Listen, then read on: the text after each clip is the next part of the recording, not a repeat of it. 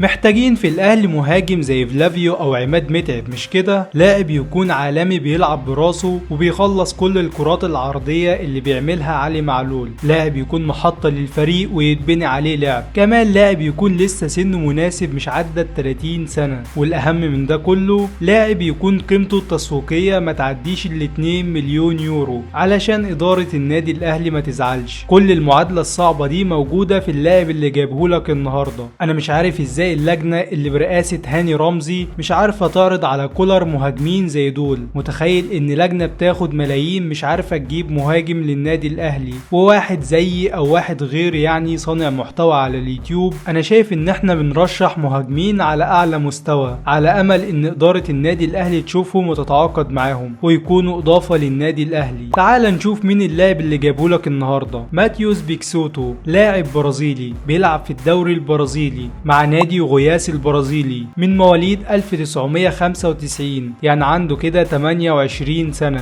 يعني يقدر يديك 4 مواسم مستريح. طوله 1.90 سنتي، يعني بتتكلم على لاعب عملاق هيبقى موجود معاك في خط هجومك. بيلعب طبعا في مركز المهاجم الصريح، وقيمته التسويقية 1.5 مليون يورو. كده عرفتك مين اللاعب ده، تعالى بقى اوريك اللاعب ده مميز في ايه، وسيب الاحصائيات للاخر علشان نعرف كده نشرح ارقامه كويس. بس تعالى الاول اوريك كام لقطة للاعب. اللاعب ده فعلا انا مش بقولك اي كلام لما بقولك راسه زي فلافيو او عماد متعب، راسه فعلا ذهبية. وتخيل معايا كده ده مع علي معلول هيعمل ثنائية جبارة. وتعالى بص كده على الكام هدف دول، واستنى علشان لسه معايا لقطات كتير.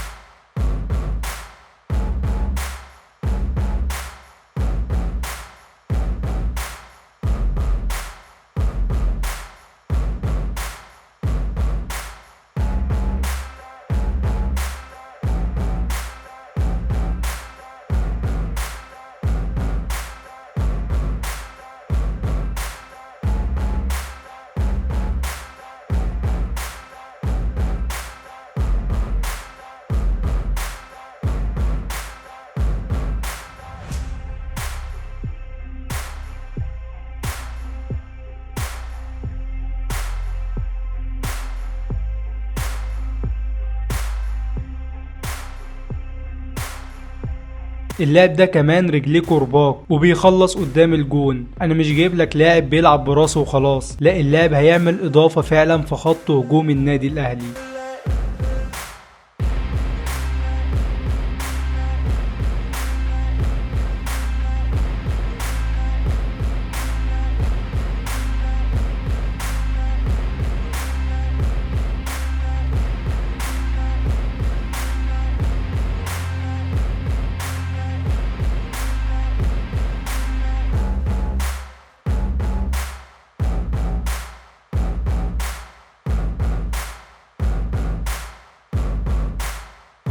بص بقى هنا اللاعب من وضعيات غريبة كده بيسجل في وسط الزحمة. اللاعب عدلة جسمه مش مظبوطة، بس بيقدر يلف وبيحطها في الجون، والجول ده اتكرر اكتر من مرة.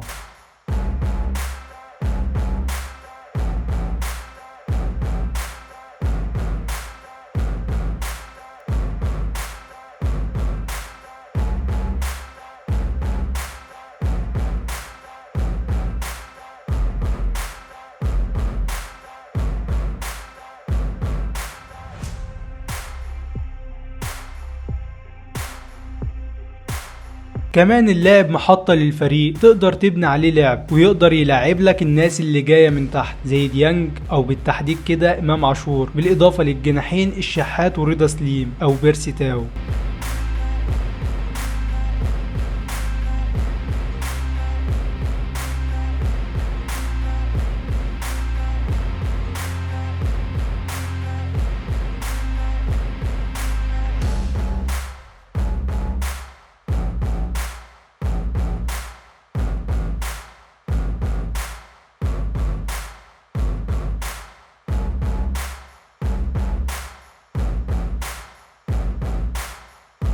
كمان اللاعب ده متخصص ضربات جزاء، بيلعبها بستايل كويس قوي، ولازما يكون عندك كذا لاعب بيسدد ضربات جزاء، لان دي في بعض الاوقات بتحتاجها وبتكسبك بطولات.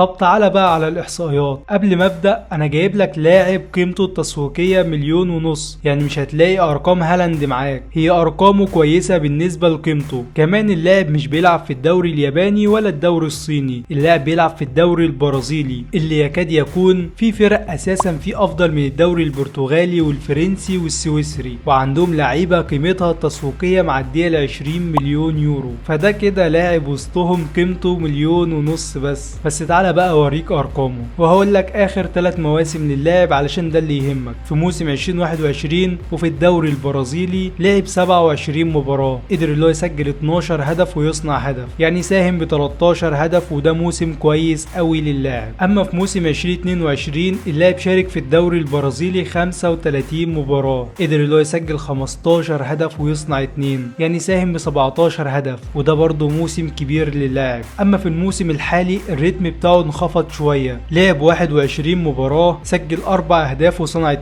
يعني ساهم ب6 اهداف. اللاعب ده لعب في 8 انديه. تعال اقول لك كده اهم 4 انديه لعب فيهم. اللاعب ده احترف في الدوري الاوكراني مع فريق ميتاليست خراكيف، ولعب معاهم 19 مباراه، قدر اللي هو يسجل 15 هدف ويصنع هدف، يعني ساهم ب16 هدف، ودي برضو احصائيه كويسه قوي. وكمان لعب في الدوري البرازيلي مع فريق بونتي بريتا، لعب معاهم 34 مباراه، قدر اللي هو يسجل 6 اهداف ويصنع 2، يعني ساهم ب8 اهداف. كمان لعب مع فريق يوفنتوت البرازيلي وشارك معاهم في 27 مباراه، قدر اللي هو يسجل 12 هدف ويصنع هدف، يعني ساهم ب13 هدف، ودي برضو احصائيه كويسه مش وحشه. ولعب مع فريق ريد بول براغانتينو البرازيلي ولعب معاهم 26 مباراه، قدر اللي هو يسجل 6 اهداف وما صنعش اي هدف. واخيرا بقى النادي الحالي للاعب وهو غوياس، لعب معاهم لحد دلوقتي 21 مباراه، قدر اللي هو يسجل 4 اهداف ويصنع 2. اللاعب ده لعب طول حياته 150 مباراه، سجل 43 هدف وصنع 7، يعني ساهم ب50 هدف. وما تنساش انه بيلعب في دوري صعب زي ما قلت لك، ومع فرق ضعيفه ومتوسطه مش فرق كبيره، يعني فرصه التهديف ليه بتبقى قليله. وبكده يكون الفيديو خلص. يا ريت بقى تقول لنا رايك في اللاعب، ويا ريت تقدر تعبنا وتعمل لايك للفيديو، وتعمل اشتراك في القناه، وتفعل زر الاشعارات. وما تنساش بقى اهم حاجه تصلي على الحبيب عليه افضل الصلاه والسلام، وتوحد الله. اشوفكم على خير. سلام.